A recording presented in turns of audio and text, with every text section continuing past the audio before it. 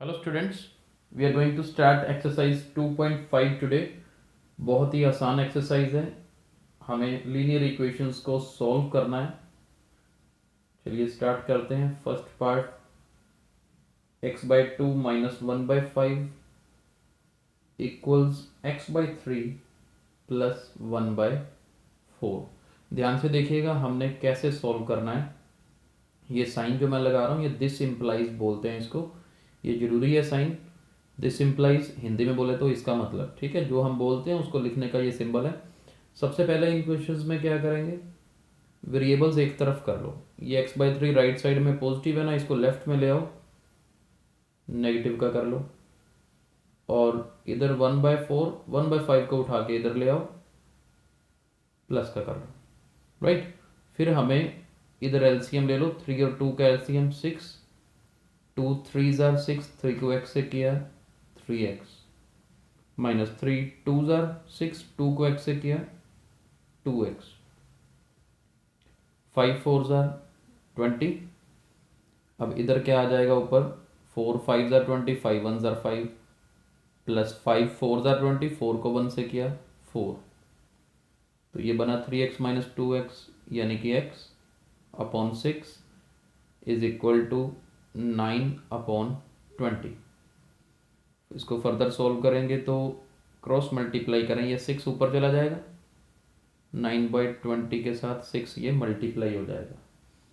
तो 2 के टेबल में 3 ज़ार, 2 के टेबल में 10 ज़ार, तो हमारे पास x की वैल्यू क्या आई, 9 3 ज़ार 27, नीचे क्या है 10। तो बहुत आसान क्वेश्चन हैं ये एक्सरसाइज, बड़े आराम से हो जाएगी। तो x की वैल्यू क्या आ गई हमारे पास, 27/10 आ गई।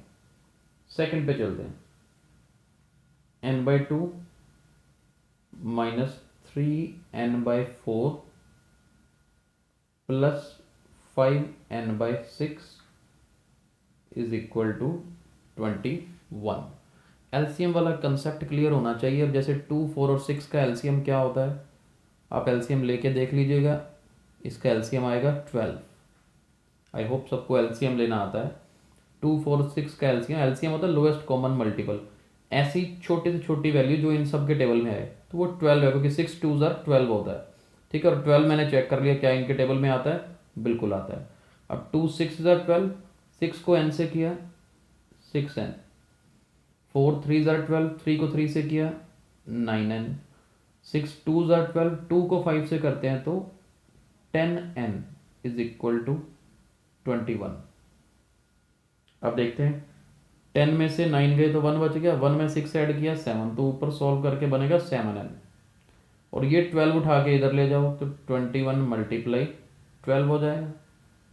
तो यहाँ से n की वैल्यू क्या आएगी, 21 मल्टीप्लाई 12, और 7 नीचे आ जाएगा क्रॉस मल्टीप्लाई करके। तो 7 1 ज़ार 7 3 ज़ार 21, तो n हमारा बना 12 3 ज़ार 36।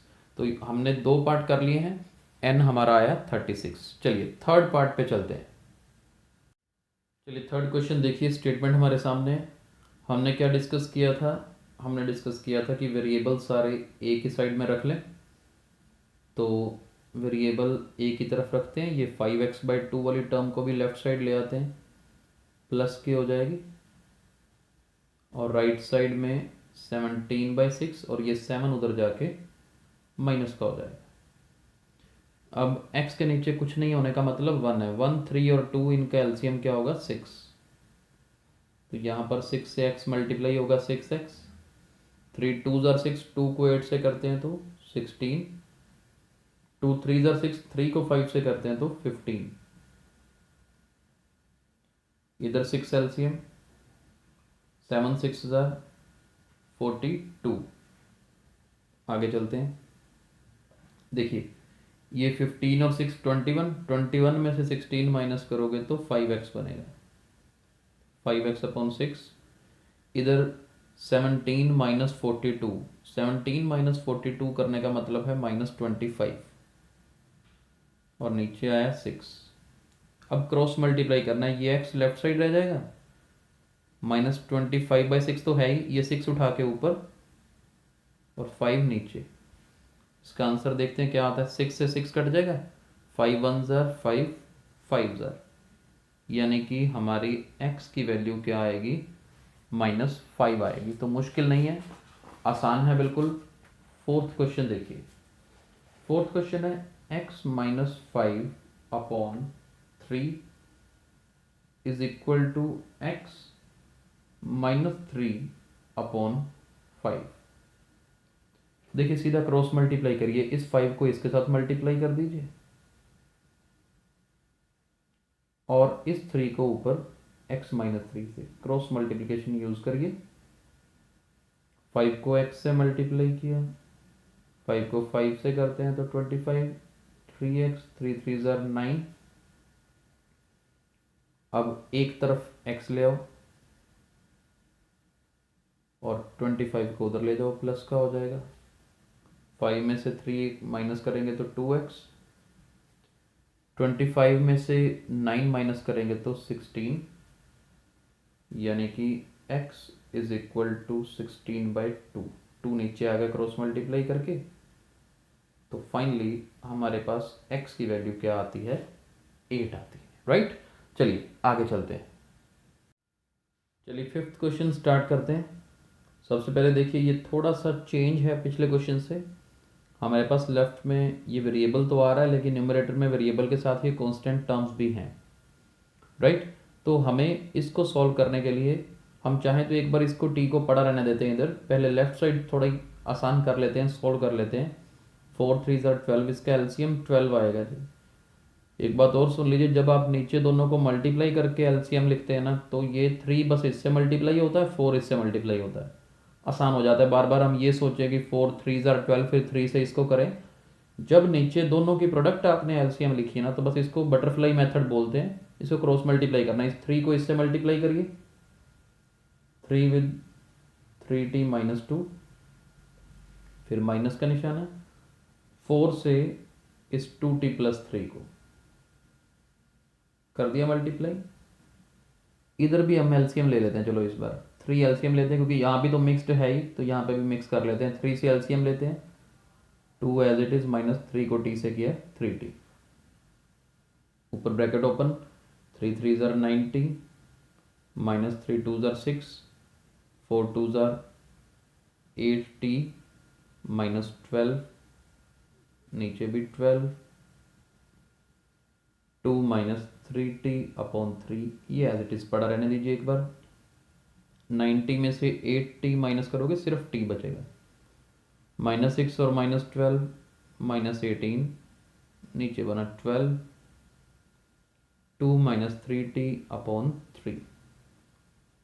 आगे देखिए ये t -18 मान लो मैं यहाँ पड़ा रहने दूँ, सिर्फ 12 को इधर लेके जाता हूँ, मल्टीप्लाई हो जाएगा। ये क्यों लेके गया, क्योंकि मुझे नज़र आ रहा था ये 3 से कट जाएगा, 3 4 ज़र 12, तो मैं ऐसे अननेसेसरली इस 3 को लेके जाऊँ, फिर अंदर मल्टीप्लाई करूँ, कैलकुलेशन बढ़ाऊँ, तो इनको काटना मैंने ज़्यादा बेटर समझा। t -18 इज इक्वल टू, अब ये 4 जो है ना इन दोनों से मल्टीप्लाई होगा, 4 2 ज़र 8, 4 3 ज़र 12, ये दोनों से मल्टीप्लाई होगा। आगे देखिए, अब लेफ्ट साइड में t रख लो, -12t को लेफ्ट साइड लेके गए, प्लस का 12t, राइट साइड में 8 है, साथ में आप इस 18 को भी राइट साइड में ले जाइए, तो प्लस का 18 बन जाएगा, ये बन गया 13t, 18 + 8 26, तो t की वैल्यू आएगी आपकी 2 आ जाएगी। बिल्कुल आसान है, t की वैल्यू 2, 13 नीचे चला जाएगा, राइट। तो मुश्किल नहीं है। 6th क्वेश्चन पे चलते हैं। m -1/2 equal to 1 -m -2/3। तो अभी क्या है कि जिस तरफ जो वैल्यू दे रखी है उधर ही एलसीएम ले लीजिए। 2 एलसीएम, 2 को m से किया 2m। अब यहाँ पे देखो, यहाँ पे गलतियाँ करते हैं सारे, ये बाहर माइनस का निशान है ना, तो एक चीज़ दिमाग में रख लो, माइनस है ना बाहर, तो m -1 को हम ब्रैकेट में लिखेंगे। बस मैंने यहाँ पर देखो ये ब्रैकेट लगाई ना, ये 4 को आपने यहाँ किया, 4 से मल्टीप्लाई करके ब्रैकेट लिखा, तो कोई गलती नहीं हुई। अदरवाइज यहाँ भी, क्योंकि साइन चेंज होने होते हैं, अभी यहाँ पे अगले स्टेप में आराम से चेंज कर देना, जल्दबाजी में करोगे -m और माइनस माइनस प्लस करना था, तो हम ये की तरीका याद रखें, जैसे यहाँ 3 को 1 से किया 3, फिर ये माइनस का निशान है, m-2 को क्या करेंगे ब्रैकेट में। अगर ये माइनस का है तो प्लीज़ ब्रैकेट में लिख देना, प्लस में हो तो चलो चलता है, कोई फ़र्क नहीं पड़ता, कैलकुलेशन चेंज नहीं होती। 2m, अब देखो ब्रैकेट ओपन करोगे ना, ये -m फिर माइनस माइनस +1, ये मिस्टेक हो जाती है, आपने ये मिस्टेक अब नहीं करनी। 3 -m + 2/3, 2m -m किया तो m बचा, m + 1/2, इधर -m तो है ही, 3 + 2 कितना है 5/3। नेक्स्ट स्टेप क्रॉस मल्टीप्लाई अब कर दीजिए, 3 को इधर मल्टीप्लाई करो, 3 को लिखने का स्टाइल तो देखो ये है, शॉर्टकट तो बाद की बात है, फिर इधर क्रॉस मल्टीप्लाई 2 के साथ -m + 5। तो अभी ज़्यादा नहीं रह गए, थोड़ा सा रह गया, तो मैं यहीं पर ही कंटिन्यू कर देता हूँ, ध्यान से देखिएगा। नेक्स्ट स्टेप क्या बनेगा, 3 को m से मल्टीप्लाई किया 3m, फिर 3 को 1 से किया 3, राइट साइड में 2 को -m से करते हैं तो -2m, 5 2s are 10। अब ये -2m को लेफ्ट साइड ले आओ, प्लस का 2m, इधर 10 - 3 यानी कि 5m = 7, और m कितना आ जाएगा 7/5 आ जाएगा, राइट। तो मुश्किल नहीं है, बिल्कुल आसान है। 7th क्वेश्चन देख लीजिए। 7th क्वेश्चन है 3 × t - 3 = 5 × 2t + 1। ये आसान है बिल्कुल, ब्रैकेट ही ओपन करनी है, अभी ऊपर किया है जैसे ये क्वेश्चन किया है ना, सेम है। ये बनेगा 3t - 9 10t + 5। थोड़ा देख लेना है आपने, अब ये मैं 10t को लेफ्ट साइड में लेके आऊँगा तो माइनस का हो जाएगा, ये 9 प्लस का हो गया, ये बना -7t = 9 + 4 14। यहाँ से t की वैल्यू निकालोगे ना 14, और ये -7 उठा के इधर ले जाओ तो 7 1s are 7 2s are, तो t की वैल्यू कितनी आई, ये माइनस छोड़ना नहीं है, माइनस तो है ही, साथ में क्या है 2 है। तो हमारे 7th क्वेश्चन का आंसर क्या आएगा, -2 आएगा। चलिए आगे चलते हैं। 8th क्वेश्चन देखिए, अब हमें y की वैल्यू निकालनी है, यहाँ से जस्ट ब्रैकेट ओपन करनी है, मुश्किल काम नहीं है। 15 से y को किया 15y, 15 4s are 60, -2y minus minus plus हो जाएगा 18 + 5y, 6 5s are 30 = 0। अब देखो सारे y इकट्ठे लिख दो एक बार ताकि कन्फ्यूज़न ना रहे, फिर -2y, फिर ये वाला +5y, और कांस्टेंट जो है सारे दूसरी तरफ ले जाके लिख दो, ये -60 उधर जाके प्लस का हो जाएगा, 30 उधर जाके माइनस का हो जाएगा, 18 इधर जाके माइनस का हो जाएगा। 15 + 5 20, 20 में से 2 माइनस किए 18y, इधर 60 में से 30 गए तो 30 रह गया, 30 में से 18 माइनस करोगे तो 12, यानी कि y की वैल्यू 12/18। 6 के टेबल में 2s are, 6 के टेबल में 3s are, तो फाइनली हमारे पास y किसके इक्वल आया जी, 2/3 के इक्वल आया। तो देखो मुश्किल नहीं था, आसान था बिल्कुल। 9th क्वेश्चन देखते हैं। 9th क्वेश्चन स्टेटमेंट यहाँ लिख रहा हूँ मैं, 3 × 5z -7 -2 × 9z -11, और ये इक्वल है किसके, 4 × 8z -13, और लास्ट में -17 है। ये देखिए स्टेटमेंट आपके सामने, 3 × 5z -7 -2 × 9z -11 = 4 × 8z -13 -17। इसको सॉल्व मैं यहाँ पे कर रहा हूँ, ब्रैकेट ओपन करिए, 5 3s are 15, 3 × -7 -21, 2 को 9 से करेंगे तो जी 18z, -2 को -11 से करेंगे तो +22, साइन चेंज हो जाएगा, 8 4s are 32z, 13 4s are 52, और लास्ट में है -17। आगे देखते हैं, 15z -18z कितना बनेगा, -3z, 22 में से 21 माइनस किया प्लस का 1, और इधर हमारे पास है 32 तो जेड हो गया, और 52 और 17 दोनों माइनस के हैं तो दोनों ऐड हो जाएंगे। 7 को 2 में ऐड करोगे 9, 5 को 1 में ऐड करोगे तो 6। अब देखिए -3z और ये 32z ले आओ लेफ्ट साइड में, -69 और 1 को उधर ले जाओगे तो -1, ये बना -35z इज इक्वल टू -70। तो z की वैल्यू क्या आएगी, -70 अपॉन -35। तो ये आपने पढ़ा हुआ है, जब दो माइनस हो तो माइनस माइनस प्लस हो जाता है। 35 1 जार, 35 2 जार, तो फाइनली हमारे पास z की वैल्यू क्या आएगी, 2 आएगी। ये जो दो माइनस का साइन है ना, मल्टीप्लिकेशन में हो तो भी प्लस बन जाता है, डिवीजन में हो तो भी क्या होता है, प्लस हो जाता है। तो z आ गया हमारे पास 2। इसके बाद हमारे पास लास्ट क्वेश्चन 10th आज का हम करने वाले हैं। मुश्किल नहीं है, वो भी बिल्कुल आसान है। देखो ये सारी कैलकुलेशन की प्रैक्टिस के लिए दिए हुए हैं क्वेश्चंस, आपने खुद अपने हाथ से भी करने हैं क्वेश्चंस, ठीक है।